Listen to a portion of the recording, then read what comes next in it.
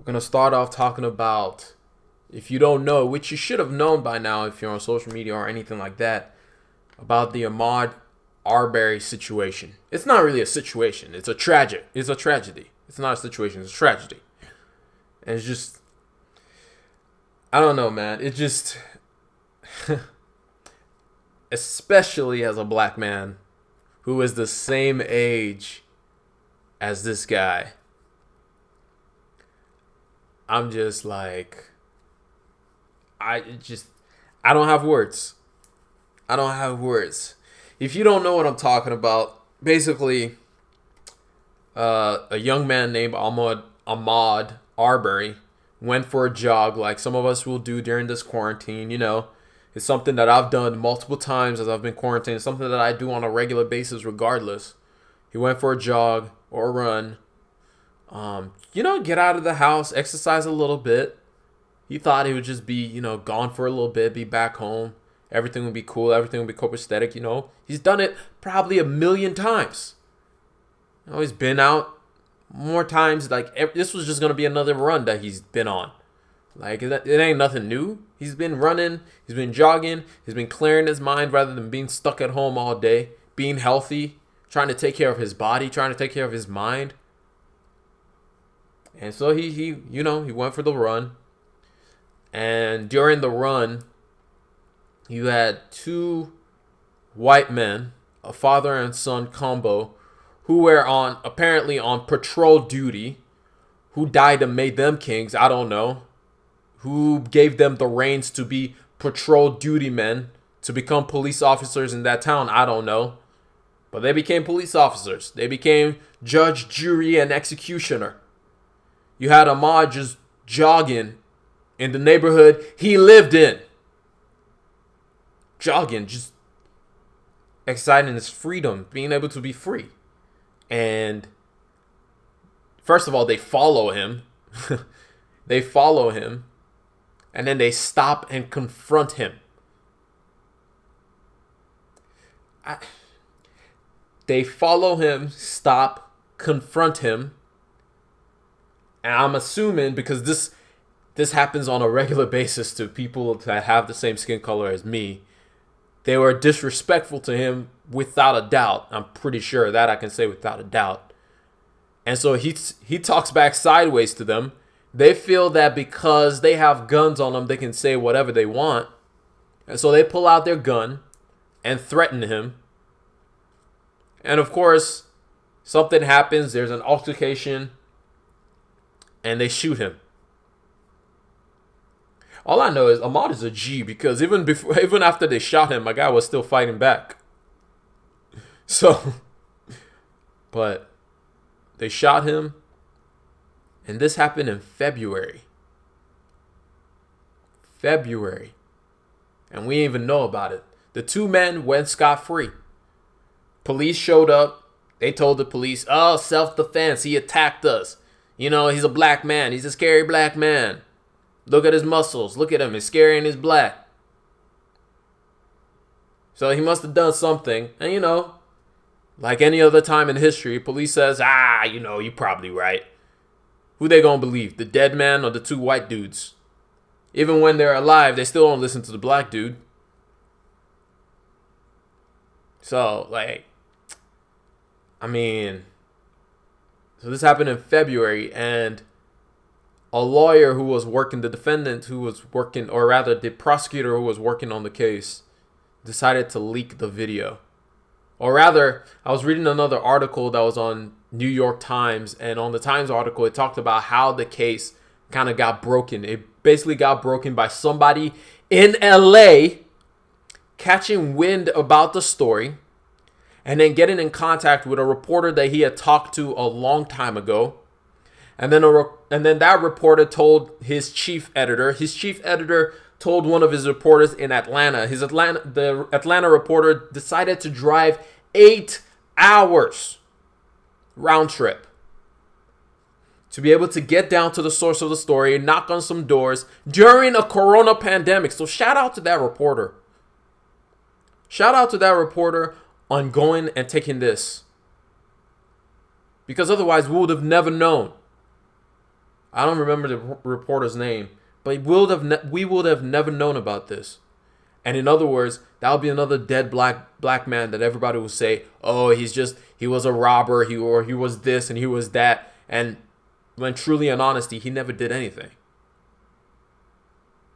But anyway, the reporter goes down there, knocks on some doors, finds the prosecutor who was still trying to work on the case while they were trying to get the case thrown out.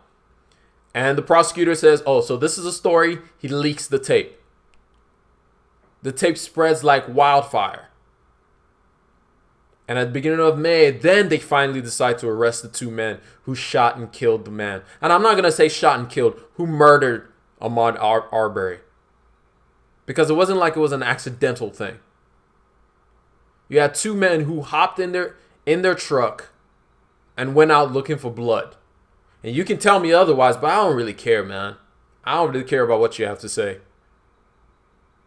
Because I've experienced the other side of so many times where they look at you and they say, "You're a dangerous black man."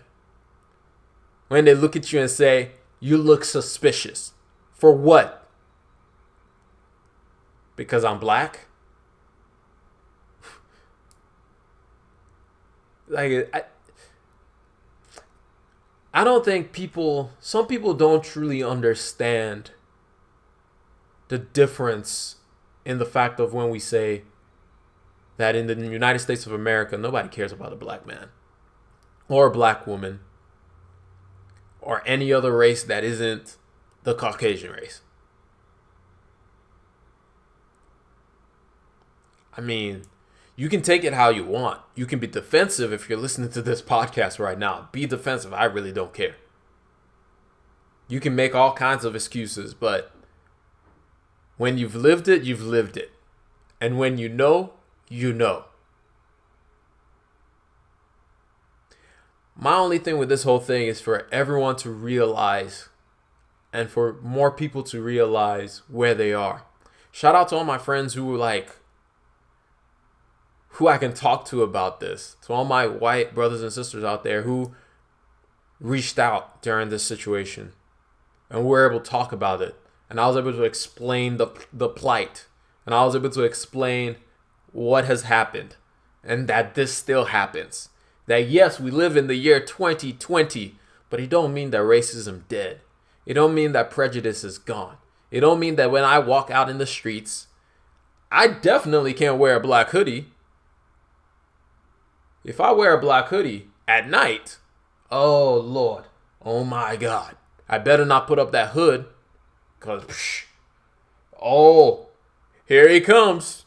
He's a hooded black man wearing a black hoodie. What's he gonna do? I'm just like, I'm gonna get some ice cream. I'm hungry for some ice cream. I want some junk food. But that's not how I've seen. I still remember a day when me and my brother were out and we went to get some tacos, or maybe it was some quesadillas. I don't know. It doesn't really matter. And he was chilling with me and we were driving back. We were chilling in the car, enjoying some music in the background, just rolling down the street. And we were about to pull up to my apartment. And then there was some traffic in front of us. We were chill. We were enjoying each other's company. It was whatever. We were just chill. We were there on the road. And so we're just waiting our turn and we're chilling. And so the guy lets the first person go. And so we drive up and he stops us. And me and my brother are like, I wonder what's going on. And then the guy goes, "Why are you rushing?" And we're like, "Dog, we chilling in this car. We just chilling." And he was like, "Why are you rushing? I could have you arrested." I was like, "Dog, what's going on?" And at this point, my brother, he was still very hot-headed at this point in time. So he was about to explode. And so he was like, "Sir, nobody said anything to you. We didn't rush you. We were just out here doing our own thing, just driving." And at this point, I could see the guy starting to tense up. The police officer dude starting to tense up. And I look at my brother and I say, "Shut up. We trying to make it home. We ain't doing all that." He's still tense, but he shuts up. And I say, "I'm sorry about that, officer. Can we go, please? And he goes off on a whole other tirade talking about all this nonsense, and we leave. And of course, my brother is still hot about it. But at the end of the day, the most important thing to me is that me and my brother are still here today.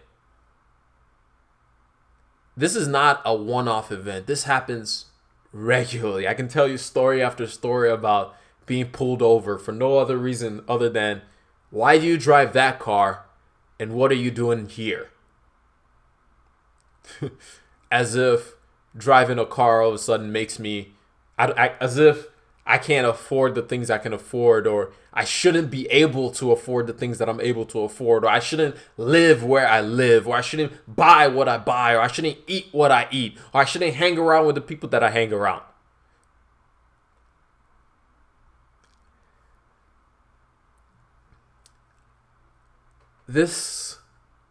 I just want more people to realize.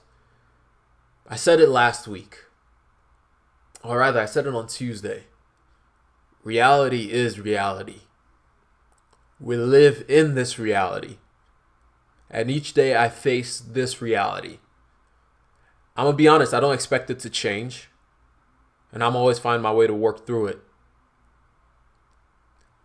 And I'll advise all the people that look like me and walk like me and are in this road. Reality is reality. Do what you have to do to protect yourself. You know what you have to do. Sometimes it has to be, you just have to swallow it. You just have to take it and be okay with it, because that is our reality. And reality is a machine, and there's some rules, some terrible trash rules, but we play in it every day. The good thing is we can always come out on top. Always come out on top. But anyway, moving on.